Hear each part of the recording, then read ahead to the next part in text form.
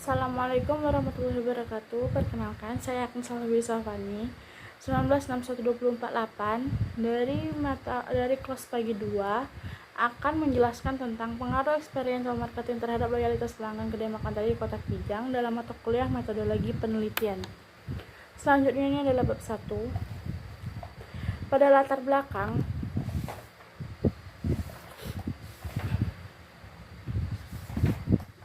di era modern saat ini, banyak pelaku usaha menggunakan berbagai macam cara untuk menarik perhatian konsumen agar konsumen bisa menjadi pelanggan setia sehingga dapat memberikan keuntungan bagi suatu perusahaan atau pelaku usaha. Setiap pelaku usaha harus mempertimbangkan strategi seperti apa yang harus diterapkan dalam melakukan usaha. Hal tersebut merupakan poin penting yang harus diperhatikan agar target yang sudah ditentukan oleh suatu perusahaan atau organisasi tercapai dengan mudah dan dapat memberikan kesan positif terhadap konsumen. Salah satu konsep pemasaran yang dapat diterapkan agar terciptanya emosional konsumen dengan menerapkan konsep experiential marketing. Experiential marketing merupakan salah satu kegiatan pemasaran yang biasa dilakukan oleh para pembisnis untuk menarik konsumen dari sisi emosional mereka. Experiential marketing adalah pemasaran menawarkan produk dan jasanya dengan merangsang unsur-unsur emosional konsumen yang menghasilkan berbagai pengalaman bagi konsumen, yang menyatakan bahwa experiential marketing merupakan penemuan baru untuk mengatasi rasa tidak puas konsumen terhadap produsen yang semula memberi janji-janji muluk tapi akhirnya sangat mengecewakan. Tidak ada pengalaman yang memuaskan. Fokus utama dari experiential marketing adalah pada tanggapan panca indera, pengaruh, tindakan, serta hubungan. Oleh karena suatu bisnis harus juga menciptakan sebuah pengalaman bagi konsumen, dan experiential marketing dapat dimanfaatkan secara efektif apabila tetap diterapkan pada beberapa situasi tertentu. Hal yang terpenting dari penerapan experiential marketing adalah menciptakan pelanggan yang loyal. Pelanggan yang memiliki komitmen tinggi akan loyalitasnya tidak akan terpengaruh oleh bentuk-bentuk pemasaran produk atau jasa yang diberikan oleh perusahaan lain dan akan terus memilih produk dan jasa mereka yang pilih sebelumnya. Persaingan usaha kuliner di Kabupaten Bintan semakin menjamur. Pelaku usaha hanya mampu bertahan hidup dengan pelanggan-pelanggan yang loyal. Mempertahankan pelanggan dapat meningkatkan kinerja suatu perusahaan. Maka dari itu, usaha kuliner di Kabupaten Bintan berusaha memberikan keunggulan kompetitif melalui upaya-upaya yang kreatif, inovatif, serta efisien, sehingga menjadi pilihan dari banyaknya konsumen yang nantinya dapat bersikap loyal dengan berniat mempromosikan atau merekomendasikan kepada kerabat dekatnya, sehingga mempunyai keinginan untuk berkunjung ke tempat usaha kuliner di Kabupaten Bintan di waktu yang akan datang. Ini berikut adalah tabel, dapat kita lihat. Ini adalah tabel nama tempat makanan, harga standar menu maksimal. Kedai makan Teri harga maksimalnya yaitu 25.000, Pondok Kuning 35.000, Rumah Makan Otak-Otak Kaita 2.000, Rumah Makan Uni Padang 35.000, selera ikan bakso ikan belum diketahui, Gerai Tom Yum 25.000, Cicat Cafe 25.000, Aqua Taman Kota 30.000, Kedai Kopi Jemputan 30.000.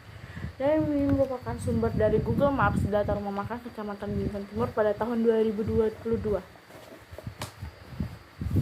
Dari data yang didapatkan, terdapat 12 rumah makan yang berada di Kecamatan Bintan Timur. Namun jika difokuskan pada kalangan konsumen, terdapat 7 rumah makan yang menyediakan berbagai macam menu makanan yang sangat cocok untuk dinikmati bersama keluarga. Terdapat 3 tempat makan yang hanya cocok dinikmati saat bersantai dan liburan bersama keluarga, dan terdapat 2 tempat yang sangat cocok dinikmati saat berkumpul bersama teman-teman atau kerabat. Salah satunya terdapat rumah makan Kedai Makan Teri yang berada di Kecamatan Bintan Timur yang sangat cocok didatangi oleh pengunjung bersama keluarga maupun teman-teman. Harga yang ditawarkan juga sangat terjangkau dan ramah dikocek mahasiswa ataupun siswa. Berikut adalah tabel data pengunjung Kedai Makan Teri tahun 2019 dan sampai tahun 2021. Data tersebut diambil berdasarkan porsi yang disediakan oleh Kedai Makan Teri di tahun tersebut. Di sini jumlah pengunjung Kedai Makan Teri mengalami peningkatan dan penurunan dari tahun 2019 hingga tahun 2021. Kedai Makan Teri merupakan usaha yang bergerak di bidang kuliner sejak tahun 2012. Target konsumen merupakan karyawan swasta, pegawai, dan masyarakat yang berada di kota Kijang. Ketertarikan konsumen dan mempertimbangkan kualitas rasa dan porsi yang dimiliki sebagai nilai lebih sehingga konsumen secara tidak langsung tertarik dan kembali lagi untuk membeli makanan di kedai makan Terry. Dan juga varian menu yang berbeda-beda dengan berbagai macam pilihan yang membuat konsumen tidak jenuh, serta kualitas pelayanan yang dimiliki merupakan salah satu poin penting yang harus dijaga dan dikembangkan guna terciptanya pelanggan yang loyal. Dan di sini aja berdasarkan latar belakang tersebut, maka penelitian mengambil judul penelitiannya itu pengaruh experiential marketing terhadap loyalitas pelanggan di kedai makan Terry di kota Kijang. Dan berikut adalah rumusan masalah, bataran masalah, dan tujuan penelitian. Pengaruh experiential marketing terhadap loyalitas pelanggan di kedai makan Terry kota Tanjung Priok Kijang. Bagaimana experiential marketing pada kedai makan Terry? Tujuan penelitiannya yaitu untuk mengetahui experiential marketing pada kedai makan Terry. Dan yang kedua, bagaimana loyalitas pelanggan pada kedai makan Terry? Tujuan penelitiannya adalah untuk mengetahui loyalitas pelanggan pada kedai makan Terry. Dan yang ketiga, bagaimana pengaruh experiential marketing terhadap loyalitas pelanggan pada kedai makan Terry? Tujuannya adalah yaitu untuk mengetahui pengaruh experiential marketing terhadap loyalitas pelanggan pada kedai makan Terry. Dan batasan masalahnya itu untuk membatasi ruang lingkup masalah agar tidak terlalu luas sehingga penelitian ini bisa dilaksanakan lebih fokus untuk dilakukannya. Maka dalam penelitian ini diberikan alasannya itu pengunjung yang sudah pernah datang ke kedai makan Terry pada tahun 2021. Kegunaan ilmiah yaitu diharapkan penelitian ini dapat menjadi media untuk mengaplikasikan berbagai teori yang dipelajari sehingga berguna dalam mengembangkan pemahaman, penalaran, dan pengalaman peneliti, juga berguna bagi pengembangan ilmu pengetahuan khususnya ilmu manajemen pemasaran. Kegunaan praktis bagi peneliti yaitu dapat menambah wawasan dan juga pengetahuan bagi peneliti dalam memahami tentang experiential marketing mempengaruhi loyalitas pelanggan pada kedai makan Terry. Bagi perusahaan yaitu dapat memberikan informasi atau masukan kepada perusahaan tentang sejauh mana experiential marketing mempengaruhi loyalitas pelanggan pada kedai makan Terry. Dan bagi akademis yaitu dapat menjadi bahan rujukan atau referensi kepada mahasiswa atau mahasiswi yang ada di STI Pembangunan Tanjung Pinang dan menyelesaikan tugas yang berhubungan dengan experiential marketing. Dan yaitu yang terakhir, selanjutnya, sistematika penulisan. Pada bab 1 pendahuluan mencakup uraian singkat yang mengenai gambaran secara umum dari masalah yang ingin teliti yang terdiri dari latar belakang, rumusan masalah, batasan masalah, tujuan penelitian, kegunaan penelitian, dan sistematika penelitian. Pada bab 2, tinjauan teoritis. Bab ini mencakup teori yang berhubungan dengan pokok permasalahan yang digunakan sebagai landasan teori dalam menganalisis pemecahan masalah yang telah ditentukan. Teori-teori ini diambil dari buku-buku dan juga jurnal yang dirujuk. Dalam bab 3, metode penelitian. Bab ini menjelaskan bagaimana jenis penelitian yang digunakan, jenis data yang digunakan, teknik pengumpulan data, teknik populasi dan sampling, definisi operational variable, dan teknik analisis data. Dan yang keempat, hasil penelitian dan pembahasan. Pada bab ini berisi tentang gambaran umum objek penelitian, penyajian data, dan analisis hasil penelitian dan pembahasan. Dan bab 5 yaitu kesimpulan. Pada bab ini terisi tentang penutup yaitu kesimpulan dan saran. Selanjutnya, di bab 2, tinjauan pustaka. Manajemen. Menurut Giger R. Terry, manajemen adalah sebuah proses yang khas yang terdiri dari beberapa tindakan perencanaan, pengorganisasian, penggerakan, dan pengawasan. Menurut Mary Parker Follett, manajemen adalah sebuah seni dalam menyelesaikan pekerjaan melalui orang lain. Dengan kata lain, seorang manajer bertugas mengatur dan mengarahkan orang lain untuk mencapai tujuan sebuah perusahaan. Dan yang terakhir, manajemen adalah sebuah perusahaan untuk mengatur sesuatu yang dilakukan oleh sekelompok orang atau organisasi untuk mencapai tujuan organisasi tersebut dengan cara bekerja sama memanfaatkan sumber daya yang dimiliki secara eksternal. Kata manajemen diambil dari bahasa Prancis kuno yakni manajemen, yang artinya adalah seni dalam mengatur dan melaksanakan. Manajemen dapat juga didefinisikan sebagai upaya perencanaan, pengorganisasian, dan pengontrolan sumber daya untuk mencapai sasaran secara efisien dan efektif. Fungsi manajemen, menurut Mulyono, dalam proses implementasinya, manajemen punya tugas-tugas khusus yang harus dilaksanakan. Tugas-tugas khusus itu yang bisa disebut sebagai fungsi-fungsi manajemen. Menurut Giger R. Terry, terdapat 5 kombinasi fungsi fundamental manajemen dalam rangka mencapai tujuan. Yang pertama, kombinasi A, perencanaan, planning, pengorganisasian, memberi dorongan, dan pengawasan. Yang kedua, perencanaan, pengorganisasian, implementasi, dan pengawasan. Yang kelima, perencanaan, pengorganisasian, staffing, memberi pengarahan dan pengawasan. Yang ketiga, perencanaan, pengorganisasian, staffing, memberi pengarahan, pengawasan, inovasi, dan memberikan peranan. Dan yang terakhir, perencanaan, pengorganisasian, memberi motivasi, pengawasan, dan koordinasi. 5 fungsi utama manajemen yaitu Perencanaan pengorganisasian memberi dorongan, pengarahan, dan pengawasan. Selanjutnya, manajemen pemasaran. Moore, Coulter, dan Amstad menjelaskan manajemen pemasaran ialah suatu upaya manusia untuk mencapai hasil pertukaran yang diinginkan dan membangun hubungan yang erat dengan konsumen dengan cara menguntungkan bagi perusahaan. Dan menurut Coulter dan Keller, manajemen pemasaran merupakan suatu seni dan ilmu di dalam pasar sasaran untuk menarik, menjaga, juga meningkatkan konsumen dalam menciptakan, mengkomunikasi, dan menghasilkan kualitas konsumen yang unggul. Fungsi manajemen pemasaran. Kegiatan manajemen pemasaran harus dilakukan melalui proses yang benar agar dapat menciptakan tujuan yang kita inginkan. Dengan mengikuti proses pengolahan tersebut, kita akan melihat fungsi-fungsi manajemen pemasaran menurut Manap. Dengan praktik fungsi-fungsi manajemen pemasaran terdiri dari fungsi perencanaan barang, fungsi pembelian, fungsi penjualan, standarisasi, fungsi penyimpanan, fungsi pengangkutan, fungsi pembelanjaan, fungsi kemasan, fungsi komunikasi, dan fungsi pengurangan risiko. Experiential marketing. Dalam marketing diperlukan 5 unsur yang merupakan penjelasan dari SAMS. SAMS adalah berasal dari ekspresi yang merupakan tipe-tipe pengalaman yang dihadirkan dalam meliputi sense, indera, feel, perasaan, things, pikiran, dan act, tindakan.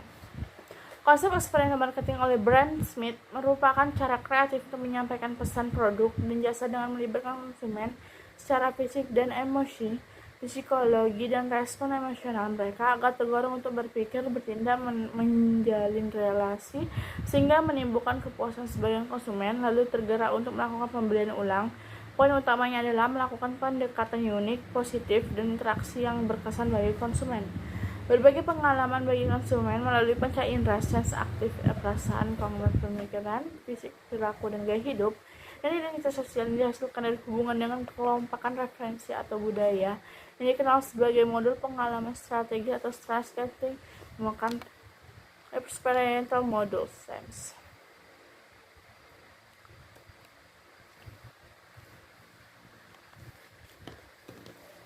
Strategi experiential marketing. Pengertian dari strategi experiential marketing adalah cara untuk menciptakan pengalaman yang akan dirasakan oleh pelanggan ketika menggunakan produk atau jasa melalui panca indera, pengalaman efektif, pengalaman berpikir secara kreatif, pengalaman yang berhubungan dengan tubuh secara fisik, dengan perilaku dan gaya hidup, serta dengan pengalaman sebagai hasil dari interaksi dengan orang lain, juga menciptakan pengalaman yang berhubungan dengan keadaan sosial, gaya hidup, dan budaya yang dapat merefleksikan mereka tersebut yang merupakan pengembangan sense, feel, think, and act.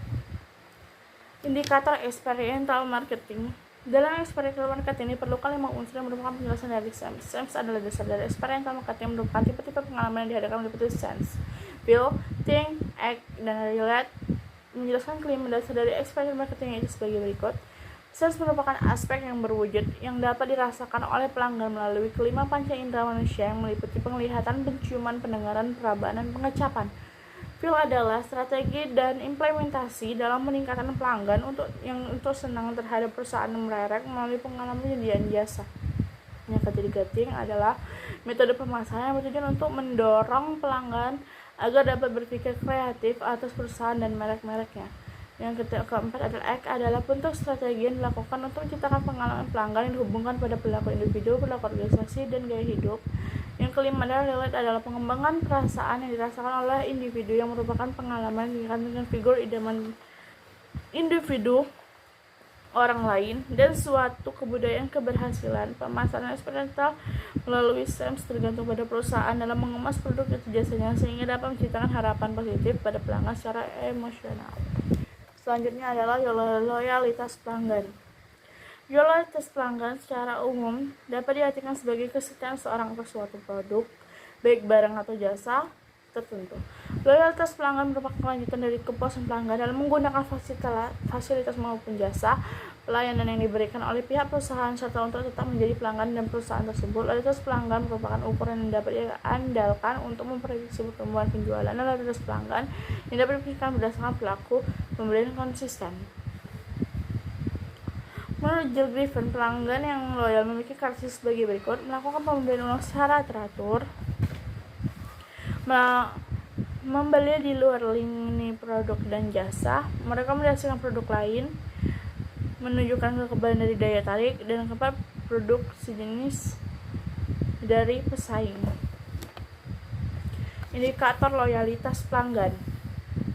Menurut Griffin, pada tahun 2013, keuntungan yang akan diperoleh perusahaan apabila memiliki konsumen yang loyal itu dapat mengurangi biaya pemasaran, dapat mengurangi biaya transaksi, dapat mengurangi biaya turnover konsumen, dapat meningkatkan penjualan silang yang akan memperbesar pangsa pasar perusahaan, mendorong word of mouth yang lebih positif dengan asumsi bahwa konsumen yang loyal juga berarti mereka juga merasa puas. Yang terakhir, dapat mengurangi biaya kegagalan seperti biaya pengganti dan lain-lain. Menurut karakteristik dari pelanggan yang loyal menurut Griffin ada antara lain melakukan pembelian secara teratur, membeli di luar lini produk atau jasa, menunjukkan kekebalan dari ketertarikan persaingan, tidak terpengaruh oleh ketertarikan persaingan produk jenis lainnya, menolak produk lain, serta merekomendasikan kepada orang lain. Kerangka pemikiran, pengaruh experiential marketing terhadap loyalitas pelanggan. Experiential marketing berpengaruh secara parsial antara experiential marketing terhadap loyalitas pelanggan. Hipotesis merupakan asumsi sementara dalam penelitian. Berdasarkan dari pemasaran teori dalam penelitian ini, maka dapat diketahui hipotesis dalam penelitian ini adalah sebagai berikut. H. Diduga adanya pengaruh experiential marketing dengan loyalitas pelanggan. B. Diduga tidak adanya pengaruh antara experiential marketing dengan loyalitas pelanggan. Bab 3 yaitu metodologi penelitian. Jenis penelitian ini tergolong pada penelitian kuantitatif. Penelitian yang berguna untuk menganalisis pengaruh antara satu variabel dengan variabel lainnya. Menurut Sugiono, metode penelitian kuantitatif merupakan metode penelitian yang berlandaskan pada filsafat positivisme, digunakan untuk meneliti pada populasi atau sampel tertentu. Teknik pengambilan sampel pada umumnya dilakukan secara random, pengumpulan data menggunakan instrumen penelitian, analisis data bersifat kuantitatif atau statistik dengan tujuan untuk menguji hipotesis yang telah ditetapkan. Penelitian menjelaskan tentang menggambarkan pengaruh eksperimen terhadap pelanggan kedai makan tadi di kota Kijang. Jenis data yaitu data primer dan data sekunder. Data primer merupakan data yang diperoleh dari sumber pertama, atau dengan kata lain data yang dengan pengumpulannya dilakukan sendiri oleh peneliti secara langsung seperti hasil pengisian angket. Dan kedua, data sekunder, data yang bersumber dari catatan yang ada pada perusahaan dari sumber lainnya, yaitu dengan mengadakan studi kepustakaan dengan mempelajari buku-buku yang ada di hubungannya dengan objek penelitian. Teknik pengumpulan data, kuesioner, dan penelitian pustaka. Populasi adalah wilayah generalisis yang terdiri atas objek yang mempunyai kualitas dan karakteristik tertentu yang ditetapkan oleh peneliti untuk dipelajari dan kemudian ditarik kesimpulannya. Kemudian populasi adalah objek-objek yang mempunyai kuantitatif tertentu yang ditetapkan oleh peneliti untuk dipelajari dan kemudian ditarik kesimpulannya. Populasi yang digunakan dalam penelitian ini berdasarkan data yang diperoleh dari pihak manajemen kedai makan Terry pelanggan pada tahun 2001 berjumlah 50.567 orang. Sampel, penentuan banyaknya sampel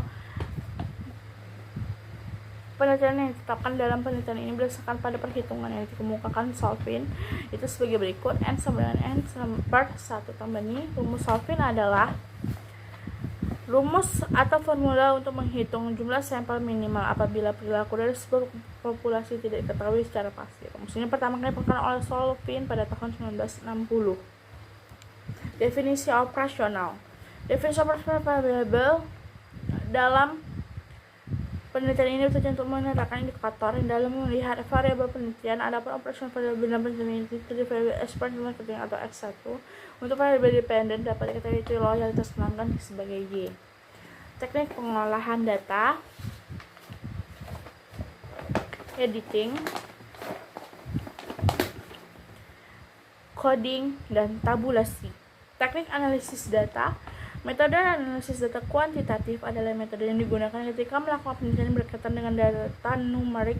Jenis metode ini memerlukan data bersifat numerik dan jumlah besar dan bisa dihitung menggunakan rumus-rumus statistik. Sekian presentasi dari saya. Terima kasih. Wassalamualaikum warahmatullahi wabarakatuh.